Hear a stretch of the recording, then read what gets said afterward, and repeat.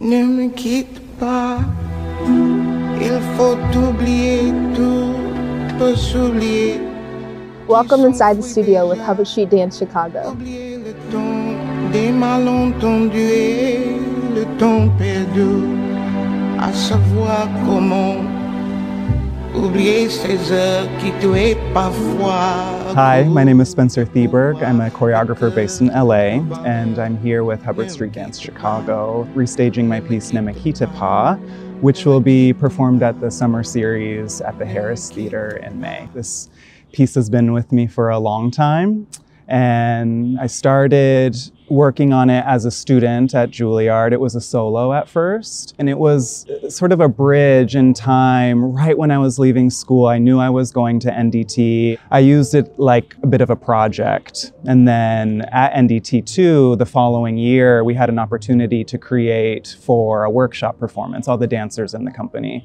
So I decided I wanted to make a duet version of it, and I sourced from that solo material and imagined like it had been a duet all along. But that was 10 years ago when I made it, so it's been a long time, and revisiting that is a trip. I knew of Spencer because of his partnership and his work with Jermaine Spivey.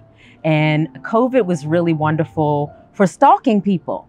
I could stalk people and see what they were doing online and what kind of classes they were offering and what kind of works they were doing.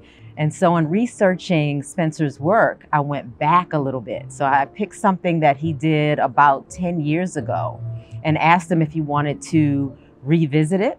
Did he want to rework it? Did he see it differently now? So he was really for it. He really felt like he wanted to do new things now in 2021 with it. And so here we are. I would say his movement does have a lot of problem solving while you're actually in it, which really takes you away from dancing from memory. It's more so dancing from experience. And that, for me, is exciting and keeps it difficult and different between the partnerships. As dancers, we're so used to like putting something into our muscle memory and just kind of going up there and regurgitating the information for an audience. But I think Spencer's really trying to get us to take the performative aspect out of the work and kind of just remember the work as it happens, which is a really different lens for me as a dancer to sort of approach a work from. So that's really interesting and really also challenging. Something that has been really exciting about working with this particular group of dancers is that sometimes I have an expectation of how the movement is going to go or the partnering because it's the way that I would do it. And then we work on it together and I see that there are 1,000 different ways that it can get achieved. And because they trust themselves and I trust them in the work too, we can decide like it doesn't have to be the way that I would do it. It's always way more important to me that they serve themselves in it rather than serve the way that I would do it. The process has been really not easy physically, but in terms of developing trust and a working relationship, it's just been super easy. He comes to us with like a wealth of knowledge that is both familiar and new for me personally, but I also think for the company as a whole.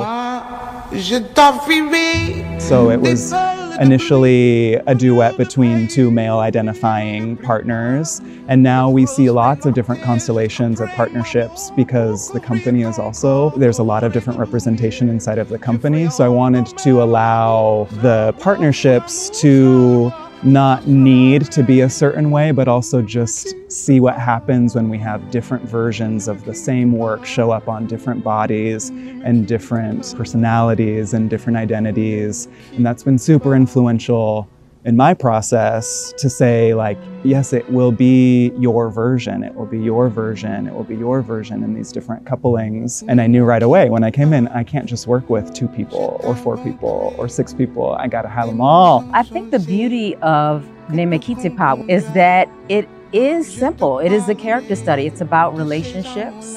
And that's something that the audience can get into. We all know, about relationships. And so what are those dynamics? What do they see? How do they see themselves in the characters? I think that the audience will be able to see that the work has happened kind of before we got on stage, and then there's this moment where they get a sneak peek of us working through something, us producing something, and then we walk away, but there's a sense of our story still existing even after the piece is over. And that's the kind of work that always sticks with me when I'm like, I wonder what they're doing now that the work is over. And I'm excited for the audience, hopefully, to have a moment like that.